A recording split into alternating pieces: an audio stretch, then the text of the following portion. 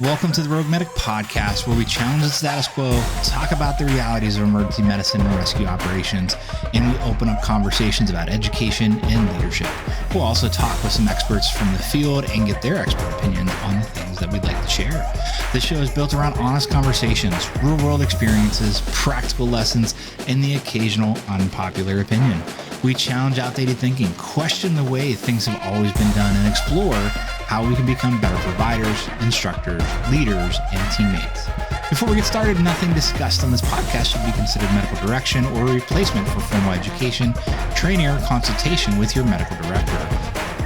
Remember to always follow your local protocols, stay within your policies, stay within your scope of practice, and the applicable laws. The views and opinions expressed are both of the individual speakers and not necessarily represent the views of any employer, agency, organization, or affiliated group. Some episodes will make you think.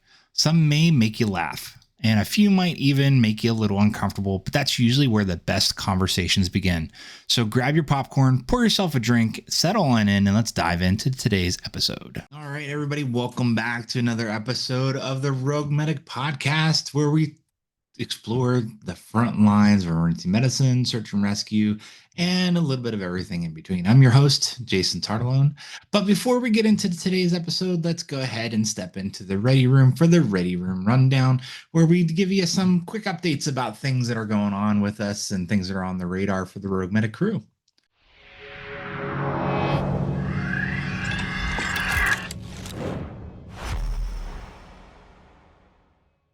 So summer's here and we're in full swing, and we have some really cool stuff scheduled for the fall and over the summer. So first and foremost, our first thing that I want to talk about is our field team leader course is coming back. We took a couple years off to kind of redefine a couple things. It's about to make its fourth debut. And we posted this course. It's ready for December. So if you're a part of a wilderness search and rescue team or looking for some education on what the field team leader role actually should be, and then also to be ASTM compliant, check out that course. It's going to be open in December, and we're looking to have fun with that one. We've done this one a few times. We spent a couple years trying to redefine. Actually, we spent about a year looking at this course and updating a couple things, so check that out. We're unleashing our new EMT and AEMT prep courses. They're up and ready, and they're also remediation programs for those that are looking. For those that don't know, one of my main roles and my kind of full-time gig is I'm the director of education for an EMS service. So I oversee our EMT, AEMT programs and everything in between with all of that. And this is one of the more common things that we've actually gotten some requests for is a prep and remediation program. And there's been a lot of in the circles out there of EMS education, folks looking for such things. And I actually implemented these in my program. So they're tried, true, tested. And I can't guarantee pass, right? I would love to put that stamp of endorsement that we are guaranteeing that if you take this course, you're going to pass the test. I can definitely say that I have seen a significant marked improvement in our first time pass rates. So everybody who's actually taken this class so far, knock on wood, has been 100% pass rate so far. I've been taking these programs, and everybody that has taken these programs and our prep course for class and has followed those things has been successful. So we're really excited for that. We've added that informational session. We were planning on potentially doing that informational session maybe once a month, maybe once every other month.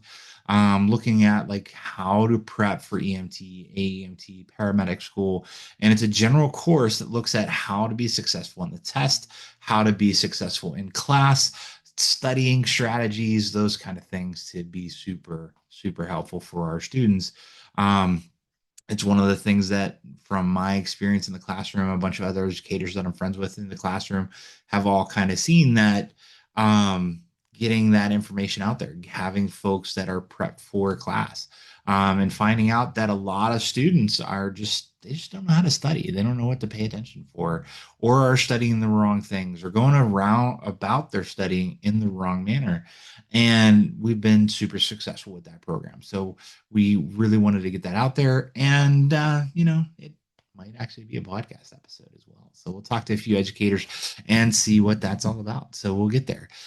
Search and rescue initial actions. Our third quarter class is posted. So for those that are looking for a virtual way to look at how to handle the first few hours of a search and rescue incident or that first operational period, we're really excited to let you know that we have posted that third quarter training. So that's our ready room rundown. Now let's get into the nuts and bolts and today's episode.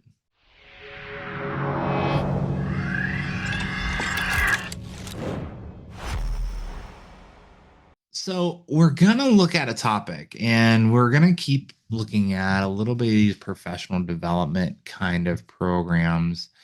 And it's one of those things where like I'm super excited about this, and I really enjoy our professional development kind of programs. And this is one of these things that kind of stems from personal experience, feedback from other instructors, time in the field, time in the classroom.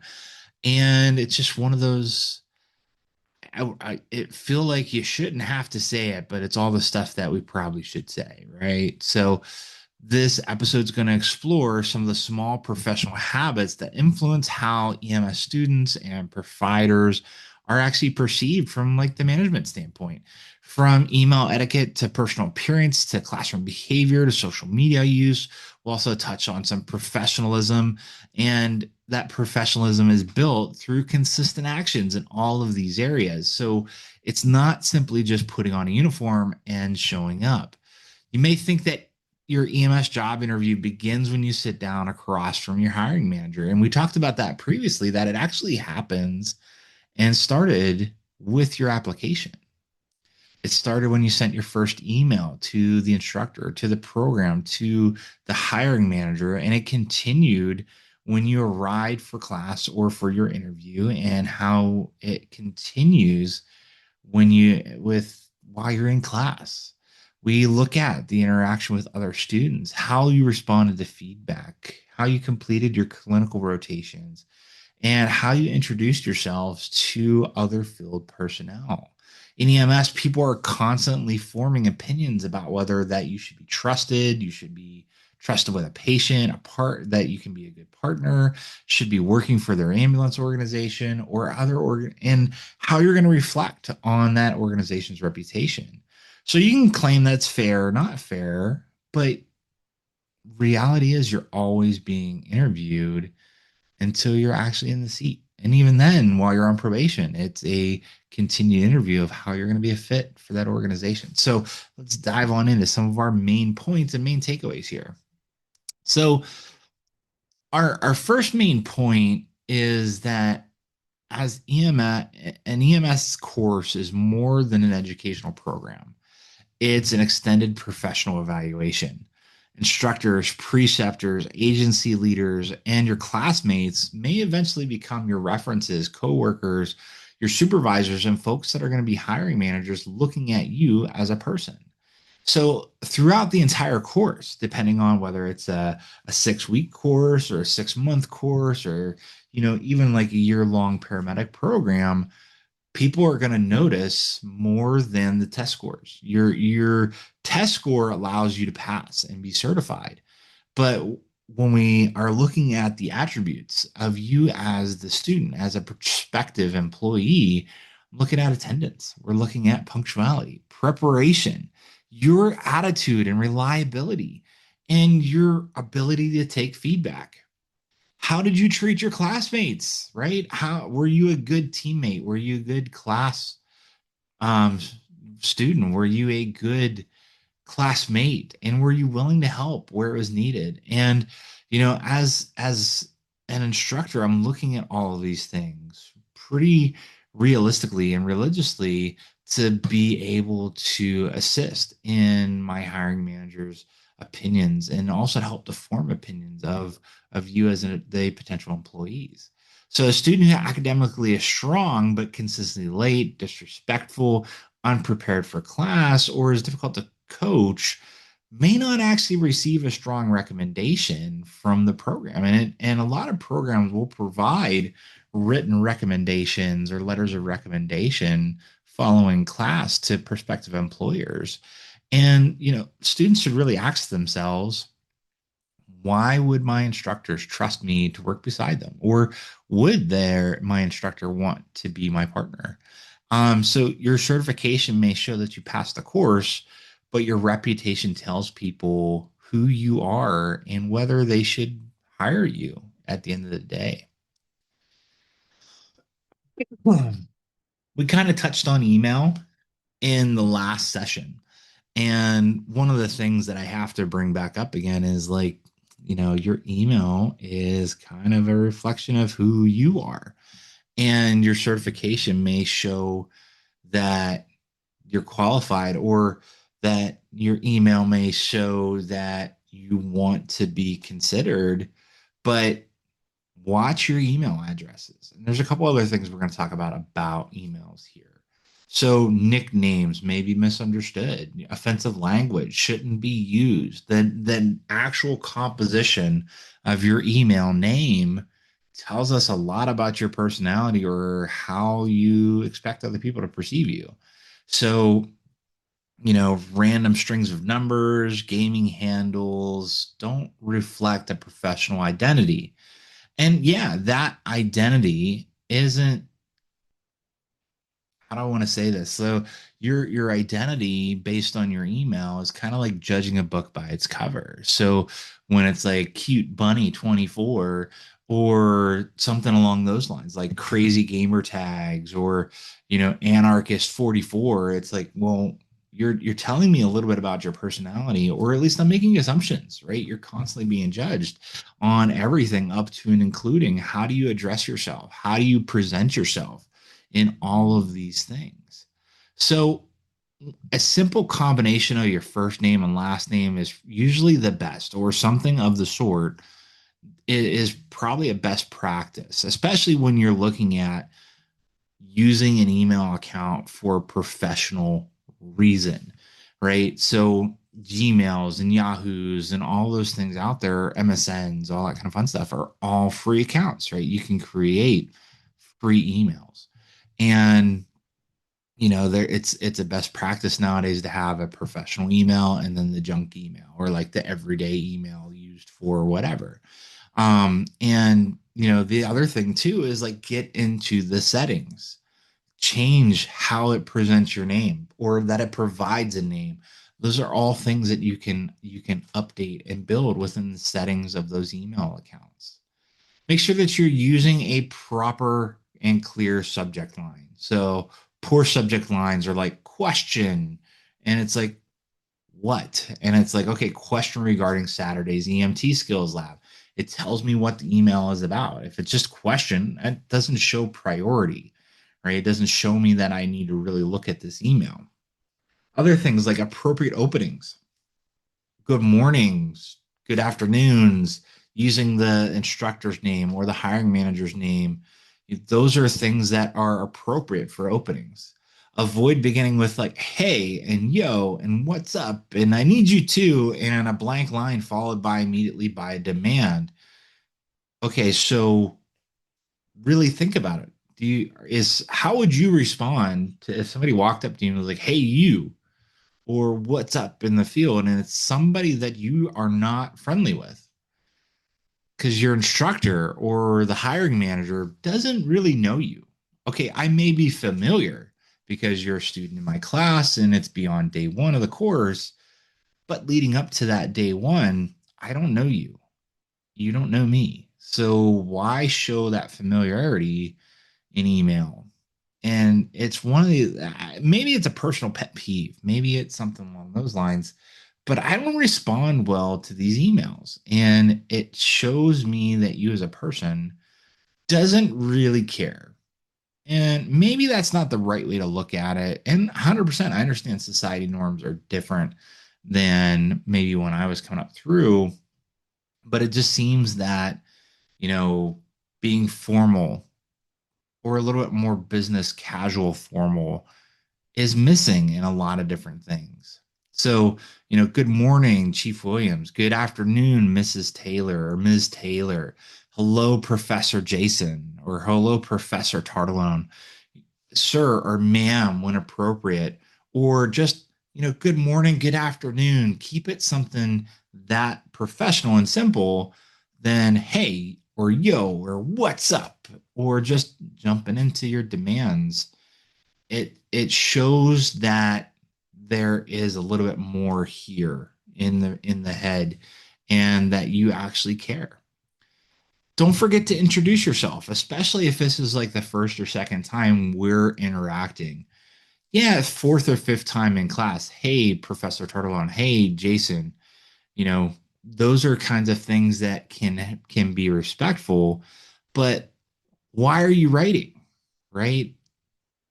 Hey, my name is Jason and I'm a student in your Monday evening EMT program. Is a great way to open up, especially when it's the first couple weeks of class and I'm trying to put together your email that doesn't have a name associated with it, and you didn't include a signature line. So I can't associate this email with this. And it's like I have no context for your email to answer it appropriately. So I now have to reply to your question with a series of questions to narrow down what's going on. And God forbid I have several classes going on at the same time. And now I have to keep track of your email, plus the fact that you didn't address yourself, you didn't let me know what we're asking about, just a question, and there's no context. So state your purpose clearly. Keep the message respectful and explain why are you writing, what information you need, what any relevant deadlines, and what steps you've already taken to rectify this situation if there were steps that you could take. Use a professional closing.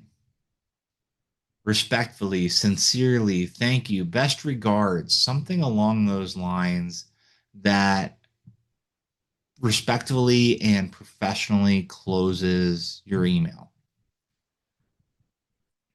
Don't just ask a question and leave it, especially in a professional setting where we're not colleagues. You're a student or you're my trainee, those kinds of things. Avoid ending with sent from my iPhone or let me know ASAP or thanks, I guess. Nothing, or just nothing at all, just ending in a dead space. It doesn't show professionalism.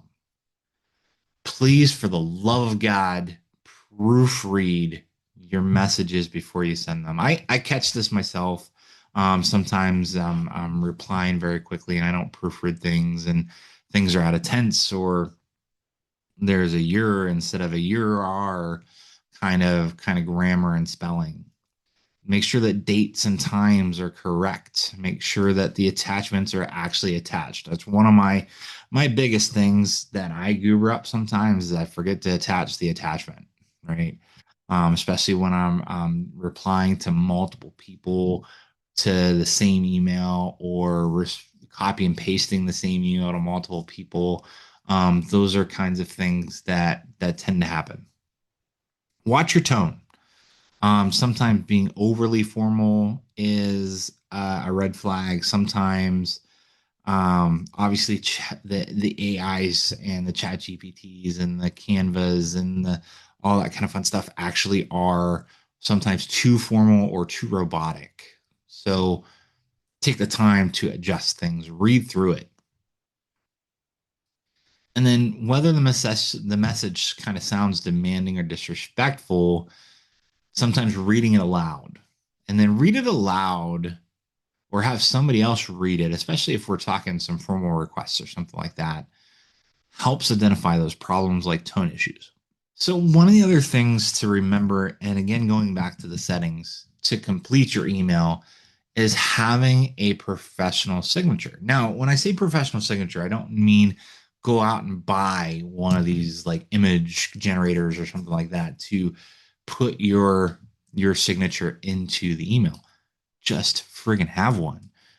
So like suggested signature would be like your name, phone number, your email, and have it listed as phone number, email, those kinds of things. And that's it. You could do a, hey, I'm an EMT student, or hey, I'm, what my professional title is, like EMT.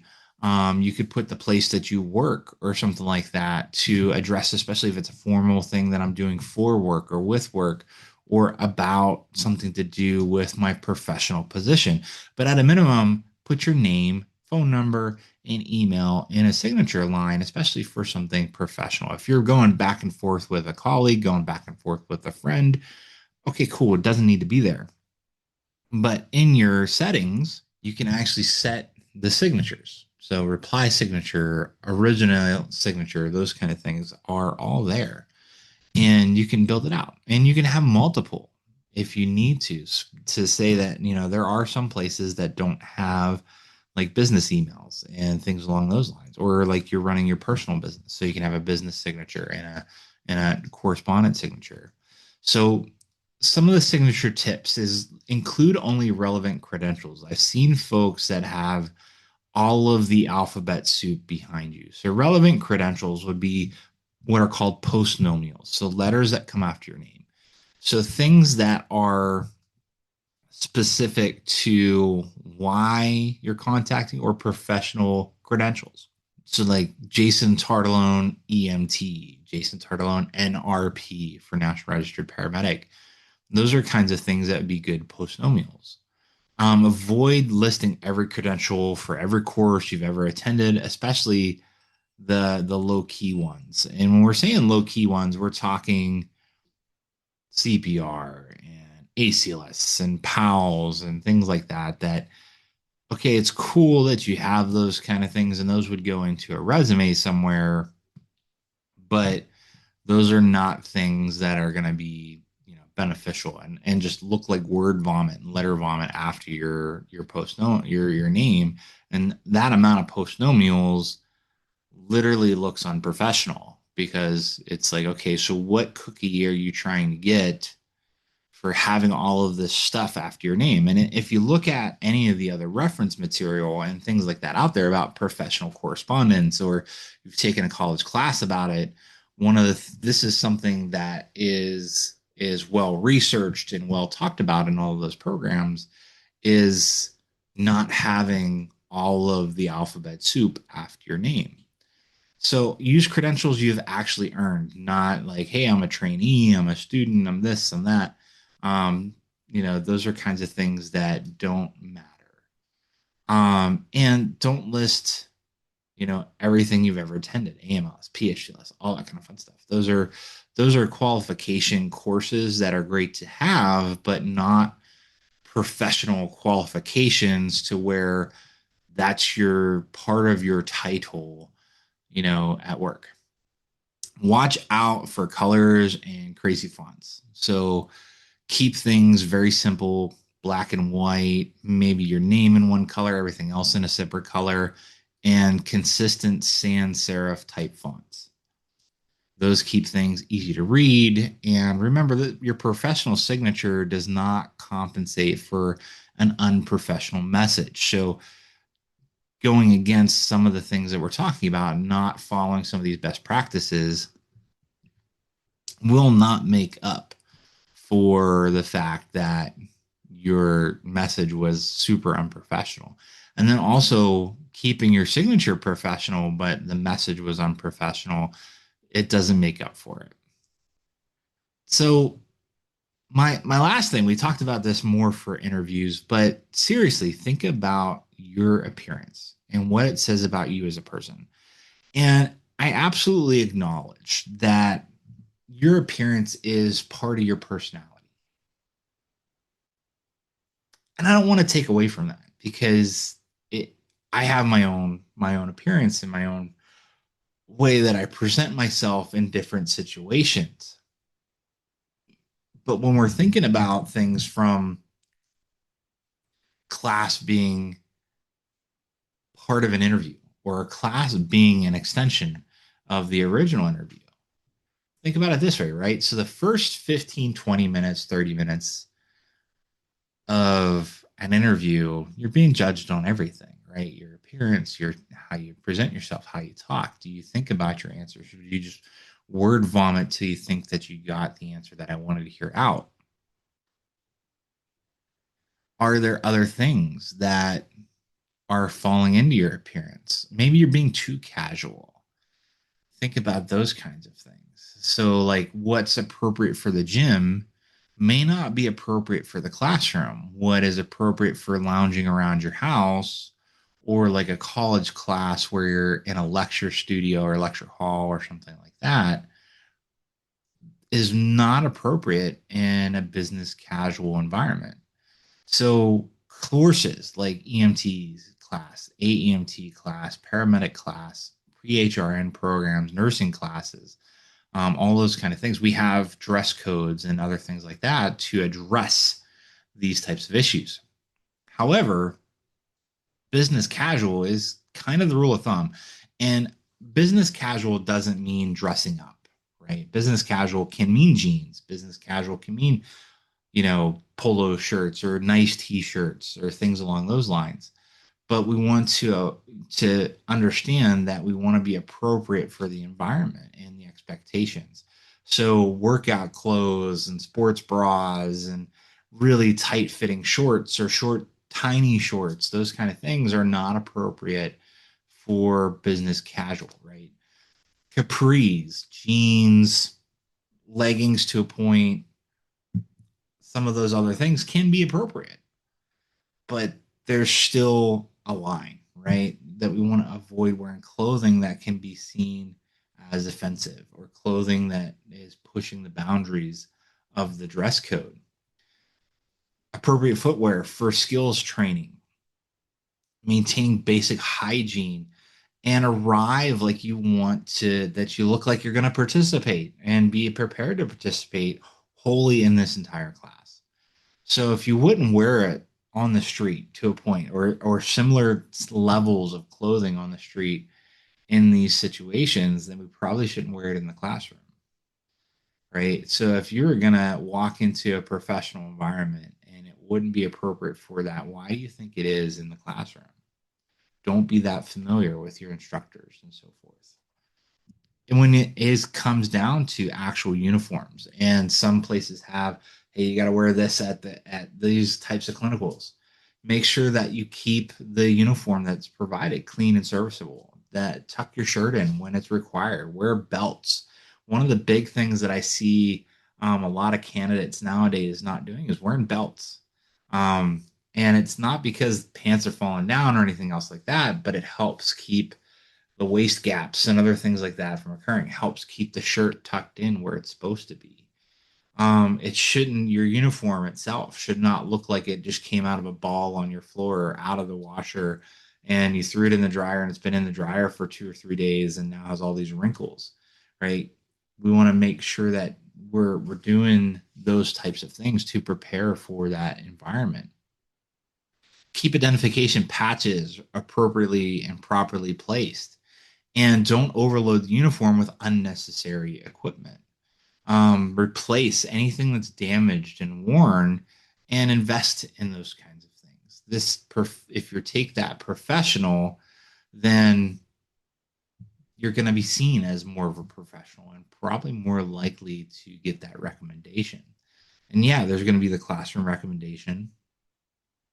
And then there's the background recommendation that when we talk to employers, and believe you me, your employers call us and want to know how do they do in class, and not the canned how are you doing, right? And I acknowledge that there are legal things that we're allowed to say and legal things that we're not supposed to say.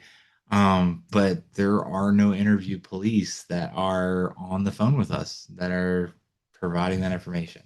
And places will violate what they're allowed to say, what they're not allowed to say, and give honest opinions about you because again you're going to be colleagues or potentially treating you me or otherwise, right? So we want to make sure that we have professionals coming out of these classes and that professionals are representing the industry.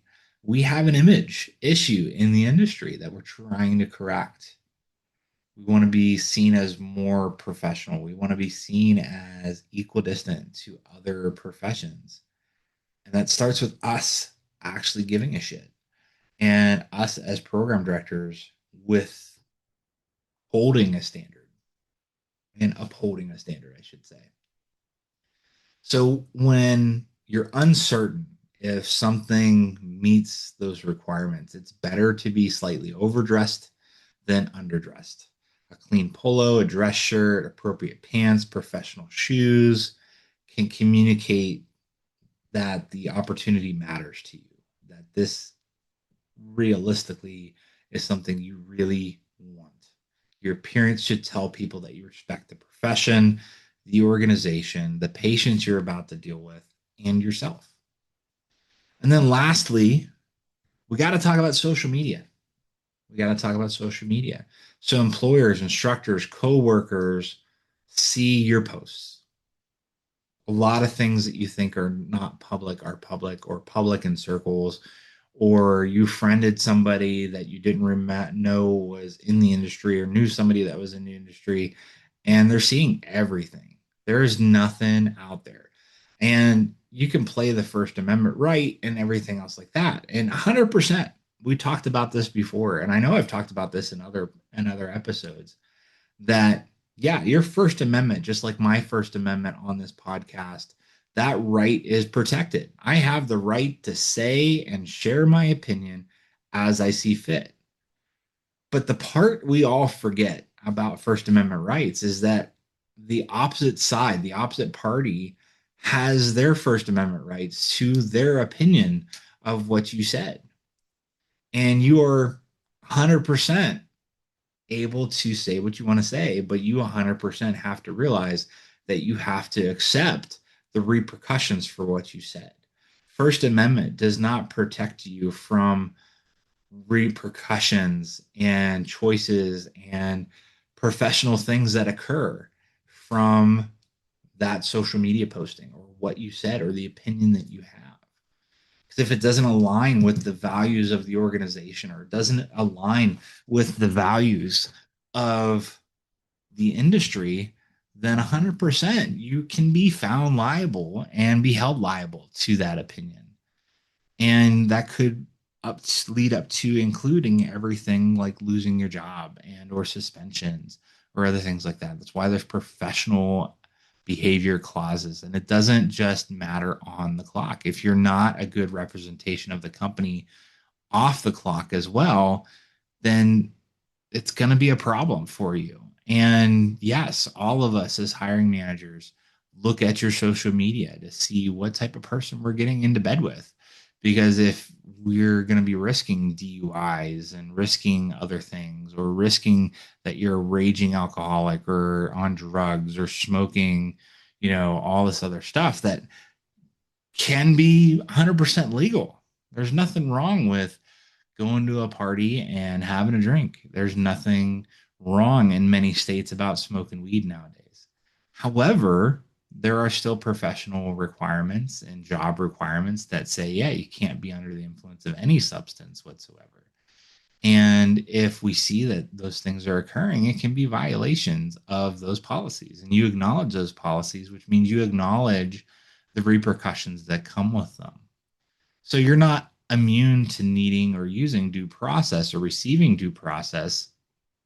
But at the same time, there are certain things that can be defended, and other things that, like, hey, the picture's out there, man.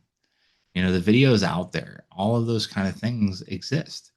And I fully understand that in certain ways, I shouldn't be judged for the things I do off the clock. I shouldn't be judged for the opinions I have off the clock.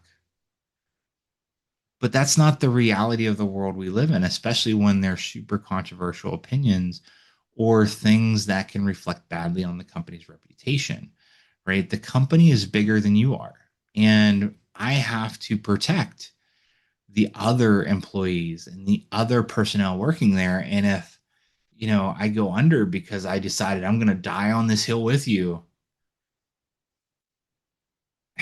it's really hard. And then we have to be really big time on the mountain of right to be able to defend that.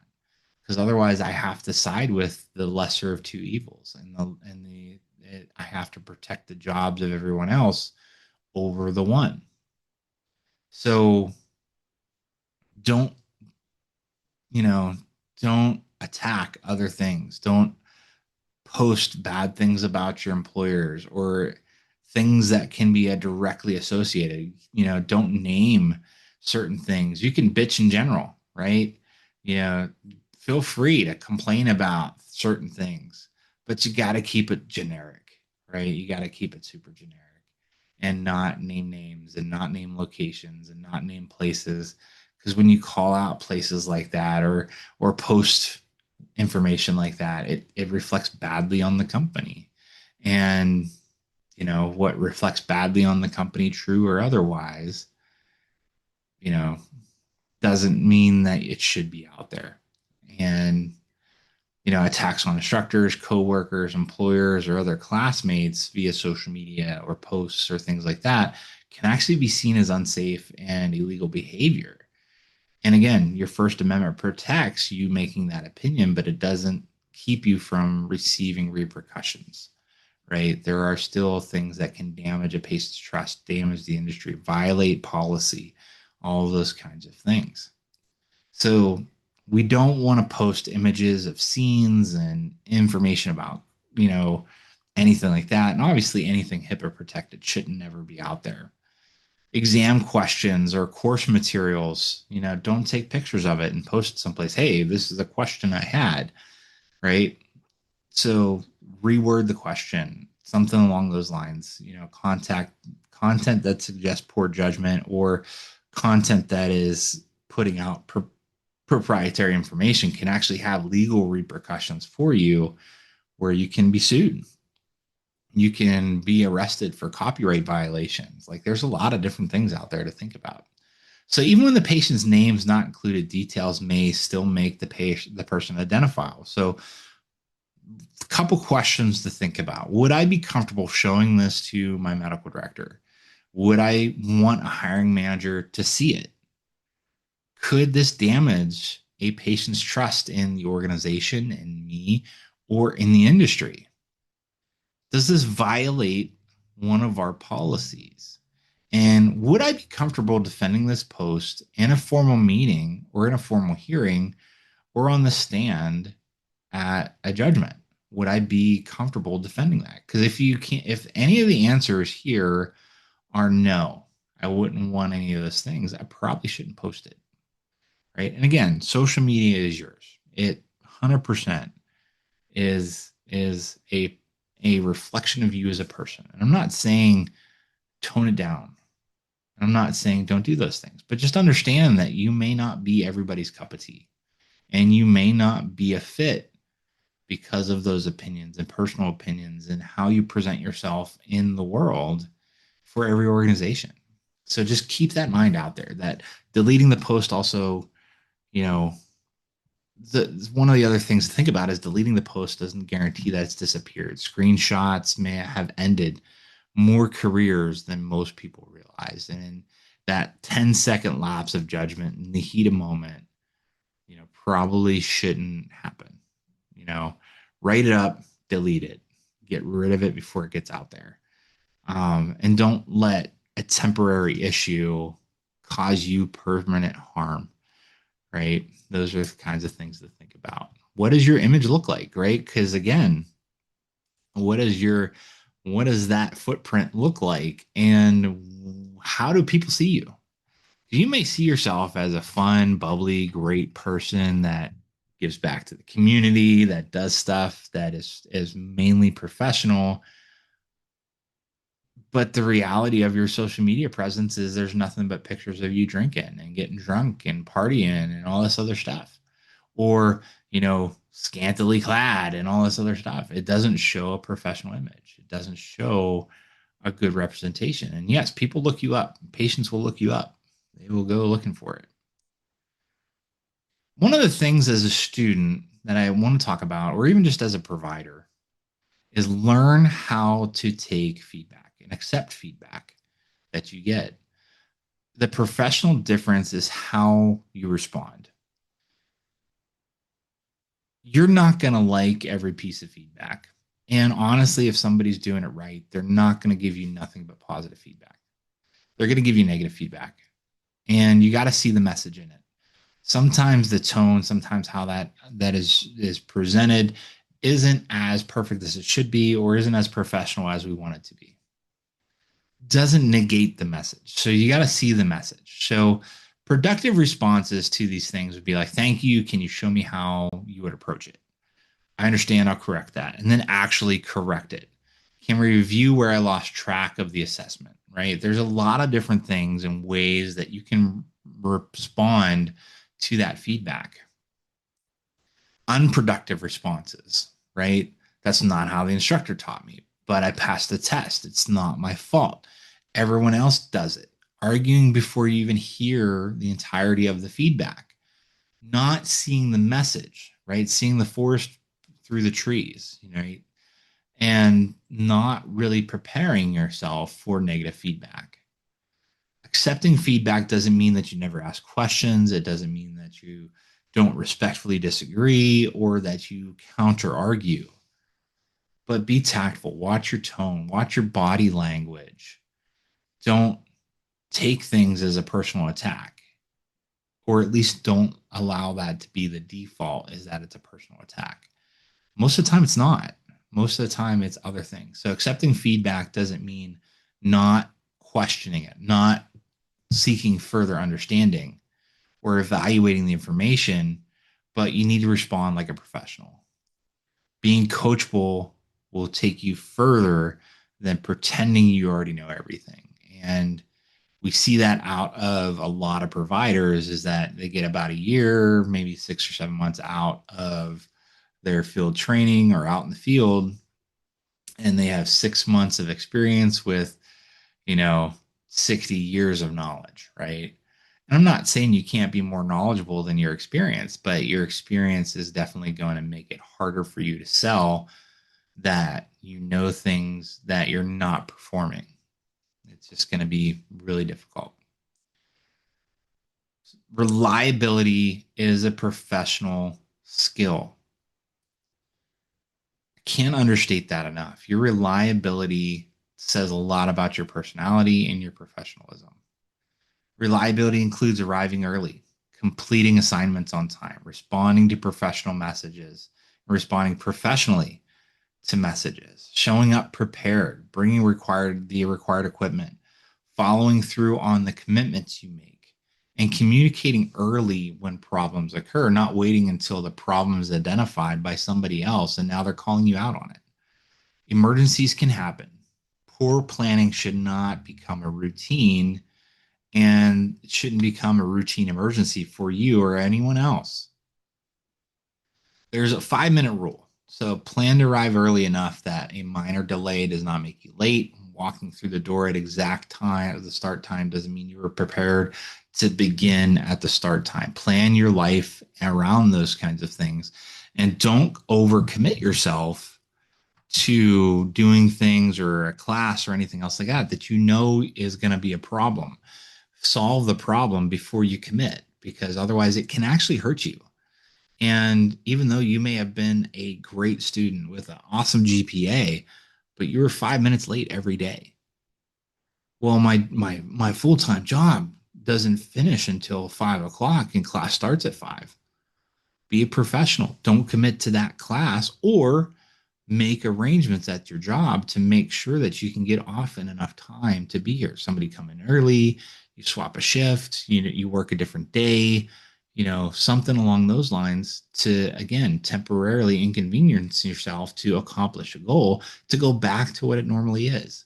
So EMS organizations in many aspects teach you the clinical skills, but also try to teach you to be dependable and some of the other morals and values that are required for the industry. We want to treat everyone like they're going to influence your career. And that's a real thing to kind of think about, is people are going to be administrative assistants, housekeepers, dispatchers, other students, hospital staff, the drivers that you encounter, patients, family members, instructors, preceptors, volunteers. And even some of the newer employees that are working at places. You don't know who they know or how your reputation is going to precede you. And the good reputations and the bad reputations very much precede you before you get to a job. And this industry is small. We know where you went to school. You listed on your application, and you'd be surprised at how many people have your instructor's number or the agency's number or the chief of the organization's number and are going to share an opinion about you, whether they asked for it or not, especially the bad stuff. If you have a bad reputation, that is going to follow you faster than the good one. The good one's going to follow you and they're going to call and it's going to be, yeah, this is a great employee. This is who you want to work for you. In other places, it's like, hey, I heard so and so applied there. Do not hire them, right? And you will see those kind of things, and how you treat any of these other people, the administrative assistants, the dispatchers, the housekeeping personnel, the hospital staff, the families, and things like that. When you're in class, you gotta treat them with respect, and you gotta treat the janitor the same as you would the CEO, because their opinion is going to matter. Their opinion follows you and precedes you. And families call and complain, and they can't differentiate between, hey, I'm a student at XYZ location or I'm an employee. They don't know the difference. And even if you told them, hey, this is a student, they still assume that they're an employee. They're just learning. But you have the power to reveal who you are, and you have to realize that everybody is going to form an opinion of you. One of the last things I want to talk about in this episode is some small habits that make huge differences. First and foremost, be prepared. Carry a notebook, carry pens, carry pencils. Make sure you have all the tools to be ready to do your job.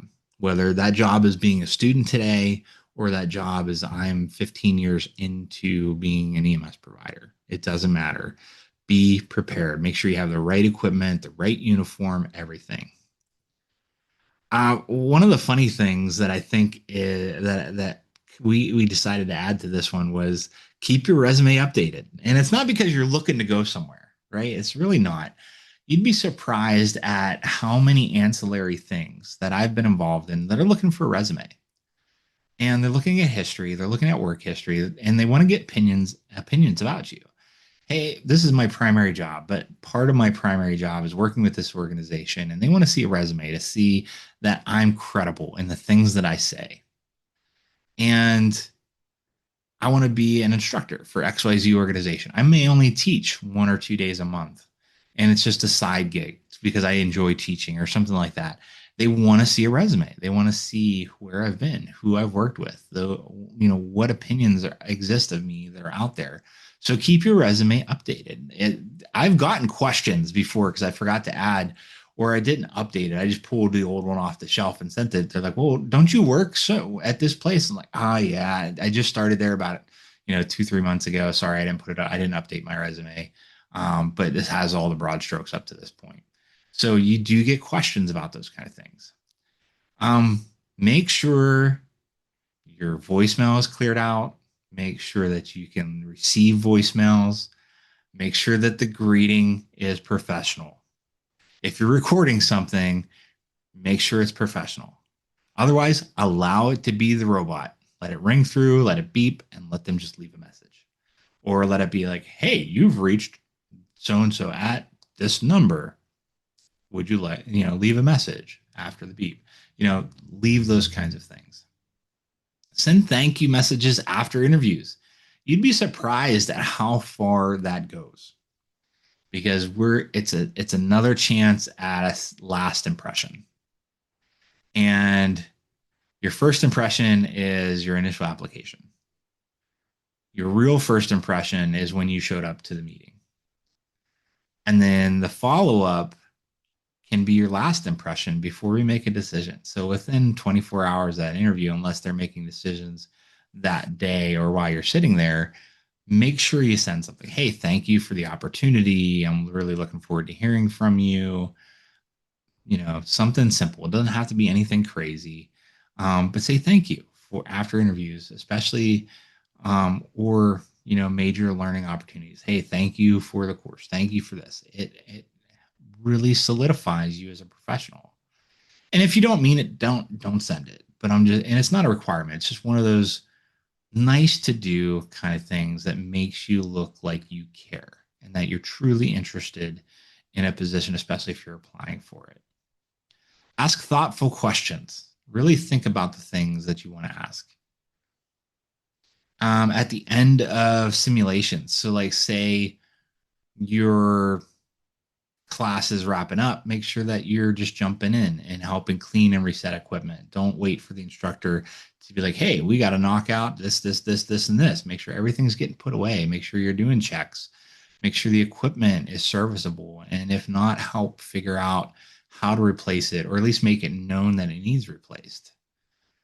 For the love of God, admit when you don't know. I don't know everything, right? I really don't.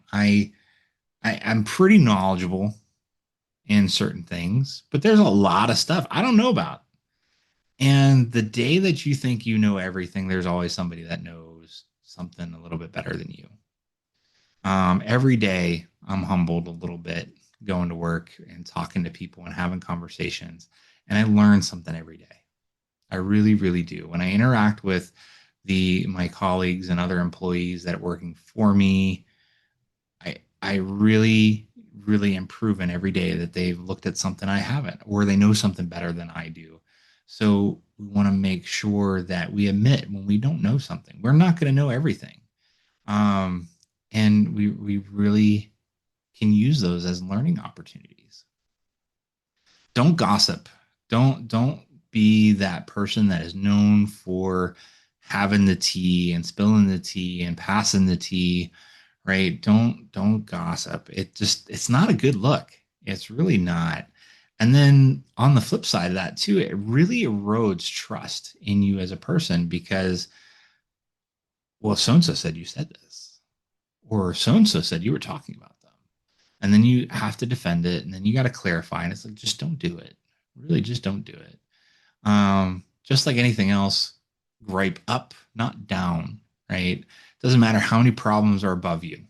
Do not gripe to the people below you about them. Just, I don't know. I don't have an answer. I'm really sorry. I'm going to try and find one. Keep your commitments. If you commit to something, don't back out of it. Or don't back out of it without a really good reason. People are relying on you. People are relying on you to do things. People are relying on you to show up. Be there. If you commit to something, do everything in your power to make sure it can happen. Do we cancel things? Sure. I've canceled things. I've double booked myself. I've triple booked myself on accident, especially when things things get absurdly busy. But avoid breaking commitments as much as possible. Breaking too many commitments makes you look unreliable, and people will stop asking you to commit and do things because of that unreliability. Speak positively about the profession without pretending its problems don't exist. There's issues. There are problems everywhere. It doesn't matter where you work, it doesn't matter how long you've been there, there's a problem. The person who's been there for 2 weeks hasn't seen those problems yet. Doesn't mean you don't bring them up or acknowledge that they exist. It just means we don't focus on the problems. We focus on the things that are going to be positive to a point. We also don't overly bitch and overly complain and constantly complain. Okay, this just happened. I need to vent. Cool, done. I shouldn't be venting and bitching about it openly or inserting it into a conversation 4 days from now, unless it's a new, a new problem today again. But we want to speak positively about the profession because, again, when we speak nothing but negativity about the things and in places that we are, why would somebody want to work there? And then we bitch more and complain more because now there's less people to do this. So social media, emails, just gossiping around the station, watch what you're saying. These new people are hearing it, and that's sometimes why they leave. So some of the common professional mistakes that exist out there are using credentials that have not been earned. Sometimes we'll add things to certifications or add postnomials because it sounds cool, or like, oh, I'm a trainee. I'm going to add this as because I'm a trainee. It's like, don't do that. You're not an EMT yet. The layperson public doesn't know the difference between EMTS or EMTT, right? It's like, what does that mean? Right. So watch those kind of things. Don't exaggerate your experience. There are a lot of people out there that embellish to make themselves look better because of that imposter syndrome. We're afraid of looking unqualified, unable to do this. So don't exaggerate your experience. Don't embellish the experience and say, well, I've did these things, when it's like, no, you did a piece of that and maybe were exposed to it, but you didn't follow through on that process. You were not the person who ran that process. Don't be constantly telling war stories, right? You don't want to be known as the storyteller. Don't interrupt experienced personnel when they're trying to teach you something. Ask clarifying questions, allow them to finish, and then provide your perspective, but be professional. Don't cut them off mid idea, and then it's not a good look. It's not a professional thing. You wouldn't want that done to you. It's kind of like that golden rule thing, treat others how you want to be treated. So those kinds of things. Don't treat correction as personal attacks. Most of the time it's not. Even though we go like, hey, you did this, it doesn't mean the you is a bad person. It just means you made a mistake, right? Or didn't make the right judgment call, or didn't have the right decision process from that perspective. So take it for what it is, hear it out, ask clarifying questions, and adjust, right? You don't know everything, especially when you're new or a student. You really don't know anything at that point. So don't take things as personal attacks when people are trying to be constructive. Construction and constructive criticism can hurt. It bruises the ego sometimes because we weren't expecting it. We thought we did great. And then it's like, well, shit, we screwed that up bad. And apparently I thought I did rock star work, but apparently I was doing, podunk fair work. Jeez. So don't take things as personal. See the message, hear the message, adjust. Showing up late with coffee but no equipment, probably not a good look either. So expecting exceptions and not accepting accountability and respond, or taking accountability and not accepting responsibility for the things that are well within your control. Don't come to me and be like, oh, this was so much and this happened and that happened. And, I didn't get this test done. I feel for you. I'm busy too. But that doesn't mean that you shouldn't have made the time. You committed to the class. It falls into that making commitments. Make sure that you're doing it. Complaining publicly about things is not helpful. It's the public doesn't change policy. You want to complain about something, complain about it professionally in a professional forum to the people that can actually make changes. Just throwing it out there on Facebook or Instagram or TikTok or X or any of those other kind of things doesn't change policy. And then don't act different when leadership enters the room. Your appearance and persona and how you present yourself shouldn't be different whether I'm the janitor or I'm the CEO, right? You really need to be it. So I want to leave you with a little bit of a challenge. So over the next week, review these 5 things of your professional image and think about how somebody else, or somebody that you're trying to get a job from, or somebody that you're trying to get a grant from or something would take it. So start off with your email address. What are you using as your email address? Is it something that identifies you, or is it something that is just random? Do you have an email signature? And if you don't, make one. Make a professional one. It takes 30 seconds to get into the settings, create your signature, and call it a day. Listen to your voicemail greeting. What does it sound like? What if you were hearing this for the first time? What does your voicemail greeting say about you? Take a hard look at your social media presence. and try to answer, is everything that is here something I want my boss to see? If the answer is no, you probably shouldn't post it. And then the way you introduce yourself. Think about how you professionally would introduce yourself. So if we walked up to each other, how would you tell me who you are? Those are 5 things to think about. That's my challenge to you.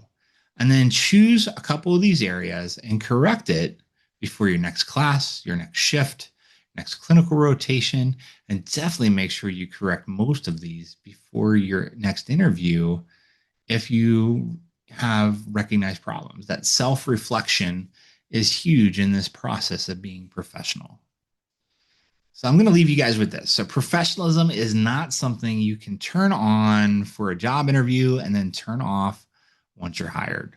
It's built through the small pieces and small choices that you make every day. It's in how you communicate, how you dress, how you respond to feedback, how you treat others, how seriously you approach every opportunity. And everything is an opportunity. Look at how your instructors, classmates, preceptors, supervisors might form an opinion of you. What do you think that opinion is? They are deciding whether you're dependable, coachable, respectful, and they're deciding if you are someone that they should trust beside them to make some difficult decisions. In EMS, trust matters. Patients' trust in us during some of the worst moments of their lives really is important. Our partners must trust us that when we're in a situation that becomes stressful, unpredictable, and dangerous, that we're going to have their back and do the right thing. Your certification may prove that you've met the minimum academic and clinical requirements, but it does not automatically make you a professional. Professionalism is demonstrated through consistency. It is in arriving prepared when no one is reminding you. It's communicating early instead of making excuses later. It's about accepting correction and without taking it personally. We see professionalism in doing it right, even when you believe no one is watching. Never underestimate the power of your reputation. The student sitting beside you today may become your supervisor, might be your medical director, maybe your next educator, or they might be your hiring manager tomorrow. How are they going to see you? And how do you think they're going to decide your fate when you really want that position? The preceptor you impressed during a clinical rotation may recommend you for your first job.